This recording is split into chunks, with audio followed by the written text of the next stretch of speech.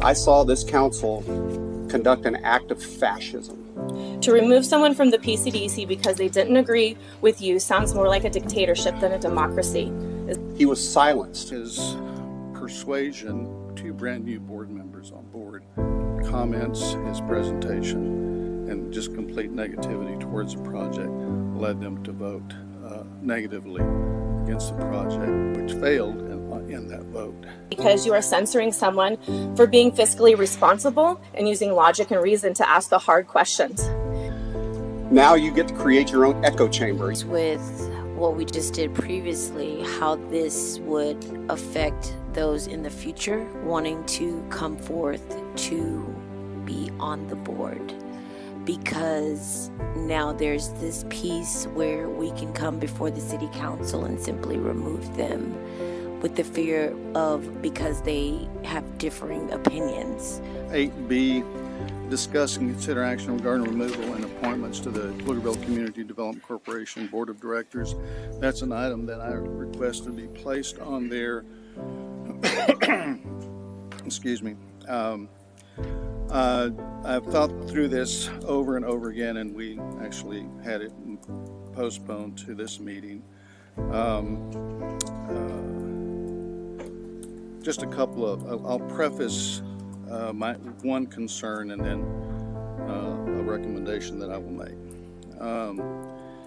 Is that having been on the PCDC board, I think most of us have been on there except for Caesar and Ms. Holliday, is that, and more recently, it's an increasing challenge with projects and evaluating business opportunities and corporate opportunities that come to the Economic Development Corporation.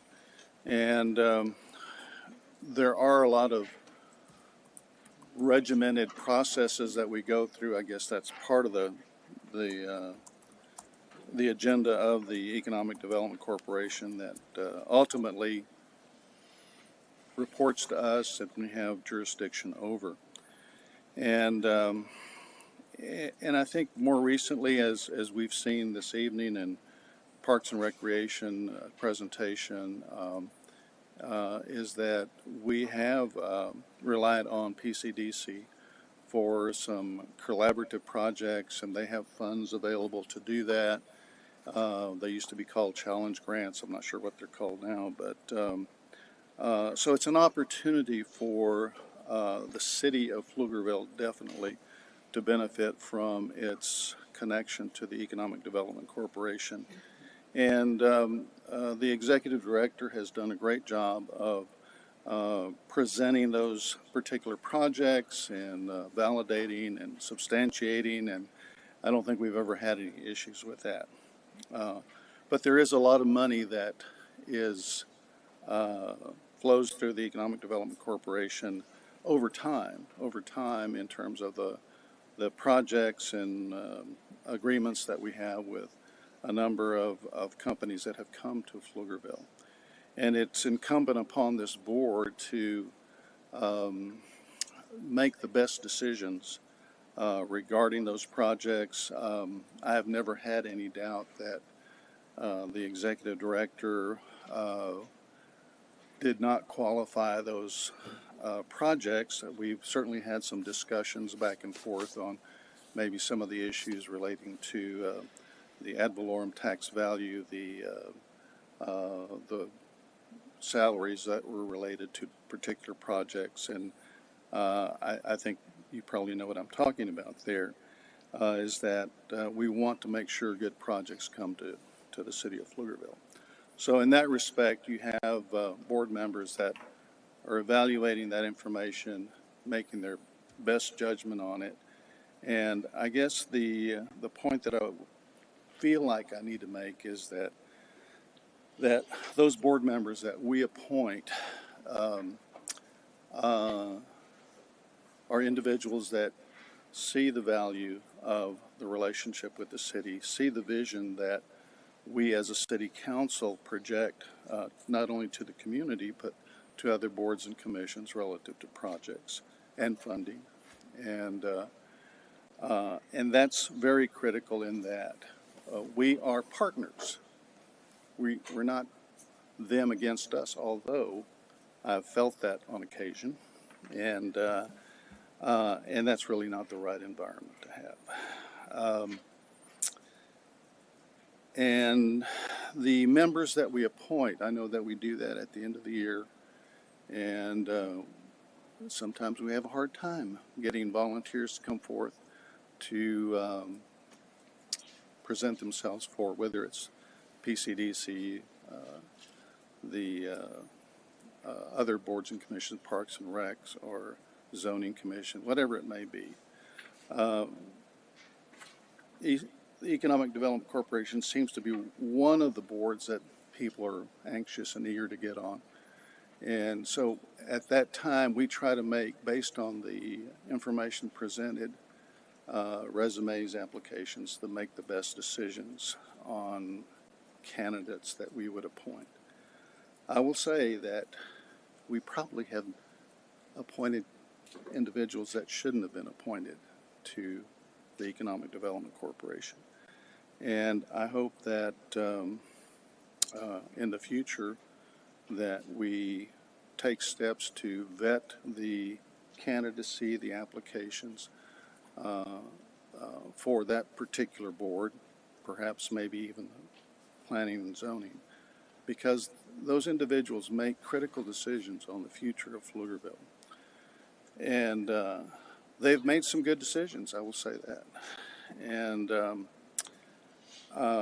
more recently, I was part of a board meeting, as Mr. McDonald was, where one of the board members, it's not the first time he's done this, presented opposition to a major project, the $50 million project that was associated with Downtown East. And after we had invested a lot of time and in terms of getting to community involvement, engagement, stakeholder meetings, recommendations, reaching out to partner with consultants, there was a lot of work that went into that. And that information was presented to the board by Emily and consultants. In that particular meeting, even the executive director supported the project or the request for that huge project. And I'll say it is a huge project. And Mr. Wynn, in his usual nature, questioned everything that was related to that, and that's fine. I don't have any problem with individuals questioning something that we do as a council or the Economic Development Board members do as a group. But in that meeting, I think that he presented or requested information or threw out some ideas that weren't really workable for that project and that really were a little bit nonsensical. And ultimately, I think he was certainly opposed to that project and suggested there might be some other project that PCDC could invest $50 million in. Made some requests that weren't really valid, like requesting architectural designs and renderings for the project that we were nowhere near getting to at that point. This was just simply part of the process. And I think as a board member, we needed to look at this project as one that was of value to the community, quality of life, and that was really going to make a difference long-term for Pflugerville and having some impact on economic development, maybe not directly but indirectly. And in his persuasion, I guess he was able to, and this was my impression, having two brand new board members on board, they, I think, were somewhat not at ease in the discussion of the project, and I think his comments, his presentation, and just complete negativity towards the project led them to vote negatively against the project, which failed in that vote, and a very critical vote, very critical project. And while Mr. Wynn has been around a lot and involved with our city, with the tax and appraisal district, he is a very conservative individual, and that's fine. That's a good thing. But I think he lacks the foresight and vision of what we as a city council do as a government, and the Economic Development Corporation does as a arm of that government to make Pflugerville a better place. And I think he's probably lacking that particular insight, and I really feel like he is not a good fit for PCDC. And so this evening I'm recommending that we withdraw Mr. Wynn from the Economic Development Corporation, and we have the right to do that, and replace him with another member. Mayor, thank you for your comments. I know it's not an easy task, and clearly, by the tenor of your voice, this is something that you've struggled with in terms of looking for the words to articulate the situation. Having been there and sat through meetings as you have, I've seen the same behavior, and I want to applaud your summary of it. There is a point where we will disagree, and we will have conversations, and we will define what it is and why it is that we disagree about things. We've all experienced that on this dais. What I saw that day was more of in marketing, I think they call it a FUD campaign. FUD is an acronym for fear, uncertainty, and doubt. Mr. Wynn has enough experience to know that in the early stages of a project, you're not going to have floor plans for the rec center. You're not going to have a list of all the fees that we're going to charge and the different memberships that are going to be in place. But these were the types of things that he was asking for, and in so doing, sowing doubt and uncertainty about the project. A project that organization had already had one vote on and supported, and now there was some questions that were unanswered. To your point, Mayor, they were unanswerable. Right? There were no answers that could be given for those. And so I want to applaud your words and give you my full support.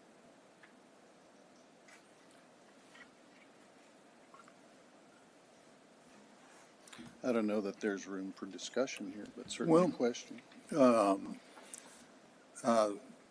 Like you two, and like Councilman Weiss, I've also been on the on the PCDC long time ago in the Jurassic era. I think it was during your first term on council when I was appointed to PCDC. We dealt with much smaller budgets back then, but correct me if I'm wrong, Mr. Mayor, isn't this the single largest appropriation that the PCDC has ever done? I'm not sure. $50 million is a lot of money. And I think if people aren't asking questions about a $50 million expenditure, they're not doing their job. And I can totally see how there could be a difference of opinion about, well, was that an appropriate question? or, was that an answerable question? And it may well be that Mr. Wen was approaching this as if he would if a private company had come to the PCDC and asked for $50 million. I think there would certainly be a degree of skepticism that would be warranted if a private company came to the PCDC and said, I need $50 million from the PCDC for my project. And of course, that's the habit, right? You don't normally deal with government agencies asking for $50 million. You deal with private corporations asking for some smaller amount of money. I understand that there was some heat generated at that meeting, some light generated at that meeting, that ultimately the PCDC went forward with approving the $50 million.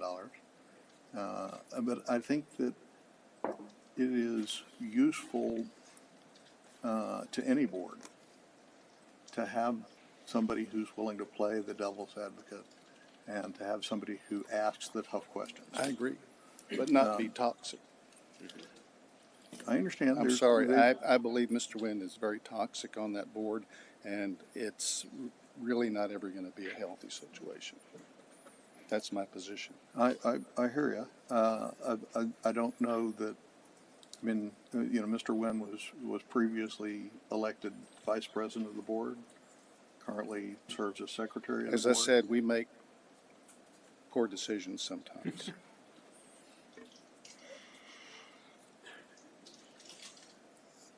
I think he has a record of service on the board and He does. And usefulness there. He does. But if he would just put that in a very proactive, positive manner, that would be great. But I never see that. Okay. Well, I have said before I'm terrible at firing people, but one of the axioms that I try to live by, and when I think I might, I should fire that person, is you never fire somebody without working with them to improve their performance first. And I don't know what has been done in that area. I don't know. It's not our job to do that. Sorry. He's a grown man with grown responsibilities and very smart, intellectual, and very logical to understand this is about the community. It's not about trying to hang everything up on cost and where it's going to go and where it's going to be and what the door sizes are going to be and all that. I'm sorry. So I want to take a moment and compliment the council that we have here today. And the reason I want to do that is because I think I've seen those techniques that you're describing operate even on our dais in the past. The idea that you can make an argument that we need a little bit more information today, and then in 2 weeks, well, now I have more questions because you gave me that information, and it feels disingenuous at times. And I feel like what you're describing of the behavior working on the board over there is that disingenuousness that it doesn't sound like, to your point, Mr. Rogers, I think most people can play devil's advocate, but that some people don't play devil's advocate. They play a game to affect a particular will. And I feel like that's what you're describing, not someone who's playing devil's advocate, Mayor, but someone who is using whatever devious techniques they can come up with and enact a decision that is not necessarily the conclusion of the board, but something that they can manipulate the board into.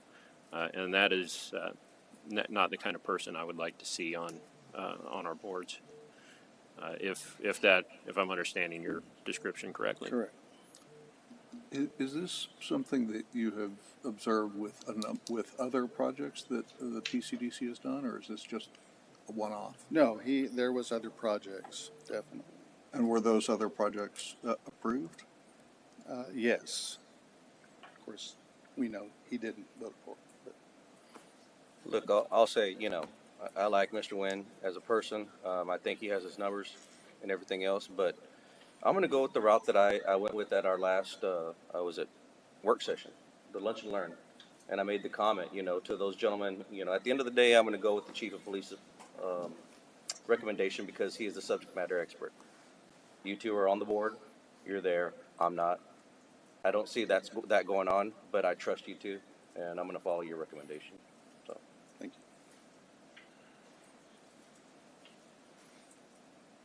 you. Okay. Well, I would make a motion to remove Anthony Nguyen from the PCDC board. Second. Have a motion and a second.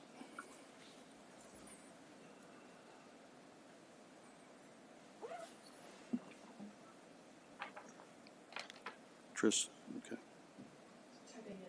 Okay, sorry.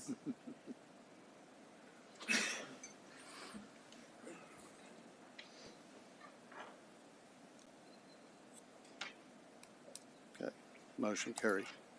Thank you very much, council. Melody Ryan?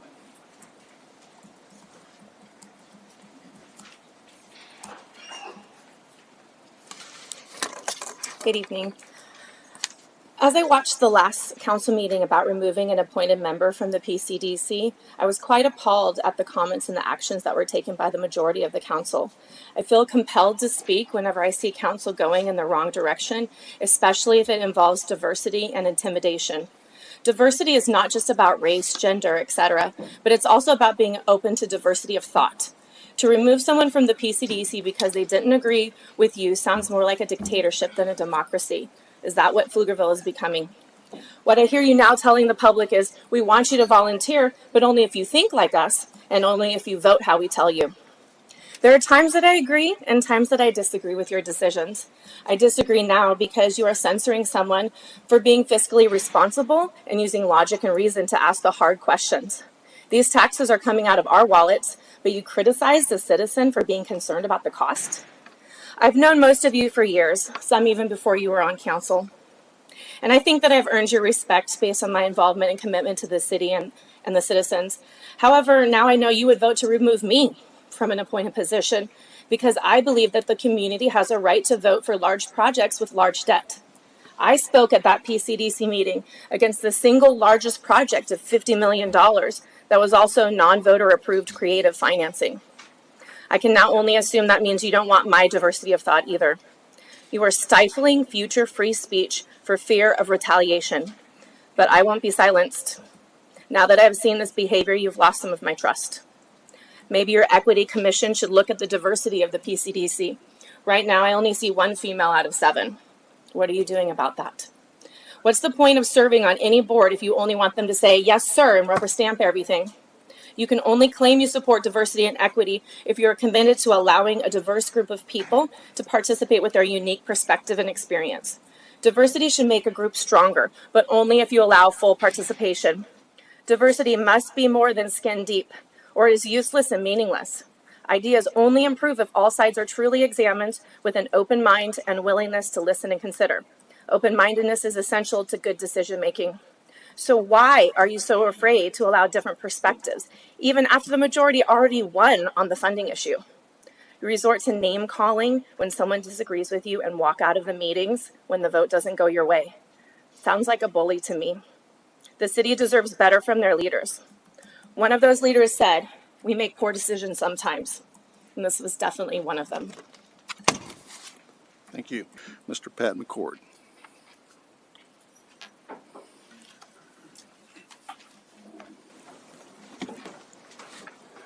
Mayor, City Council members, I'm here tonight to speak very briefly about something I've witnessed from this City Council that is appalling to me. We just stood here and we pledged allegiance to the flag. I served our country and I very much respect the flag. But over the past 4 or 5 meetings here, I saw this council conduct an act of fascism. And that's a hard word to say in a small community like this. There was a member that served on the PCDC, and he spoke against some of the things that the City Council was trying to get through and has been able to get through Specifically, he very strongly opposed them giving you a gift of $50 million for downtown East. And for that, he was dismissed from his position. He was silenced. Fascism is when you silence opposing voices to your opinion. And you did that. And it's embarrassing as a citizen of the city of Pflugerville. Now you get to create your own echo chamber. You'll yell money at them and they'll yell money back at you. So I hope you're happy.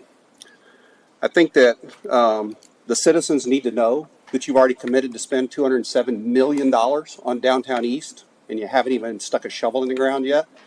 I've got a standing bet with one of the people on this dais that you're going to exceed $500 million before you're done. That $200 million doesn't buy as much as it bought a year ago.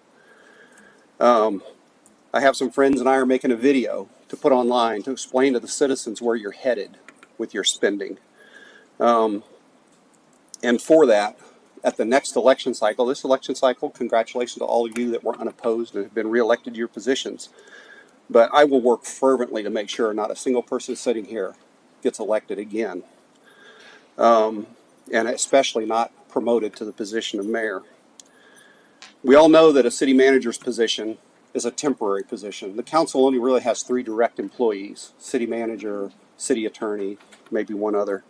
And city managers also are people that are always looking for another job. They're not permanent here. They don't live here long term. We do. And so when our city manager decides to pick up and go to another town, we're going to be left with the heaping amounts of debt that you have supported in voting for here. I would encourage the city council to vote no confidence in our city manager and get the city back on track. Thank you. Thank you, Mr. McCord.